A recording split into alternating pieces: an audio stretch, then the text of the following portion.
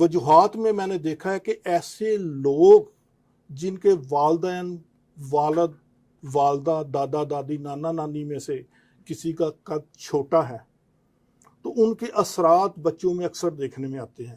جب ہمارے پاس مریض آتا ہے تو ہم ہسٹری لیتے ہیں کہ کسی کا قد چھوٹا تو نہیں، بہن بھائی کا. یہ اثرات بھی بعض دفعہ قد چھوٹا رہنے میں ہوتے ہیں، اور اس کے لیے ہم نے ایسی میڈیسن دیکھی ہیں جو واقعی وراثت کے اثرات کو ختم کرتی ہے.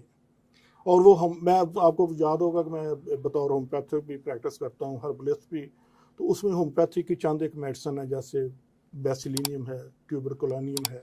اس طرح کچھ نسورس ہیں جو ہم استعمال کرواتے ہیں، اور اس سے وراثت کے اثرات ہم نے دیکھا ہے کہ وہ آہستہ آہستہ مکمل ختم نہیں ہوتے، لیکن وہ جو رکاوٹ بن رہے ہوتے ہیں قد کے رکنے میں، وہ ٹھیک ہو جاتی ہیں. کافی حد تک اس میں آپ کو رزلٹس ملتے ہیں. لیکن یہ نسوڑ جو ہیں یہ بڑے حساس میڈیسن ہوتی ہیں، ان کو اپنے معالج کے مشورے سے استعمال کیجیے گا.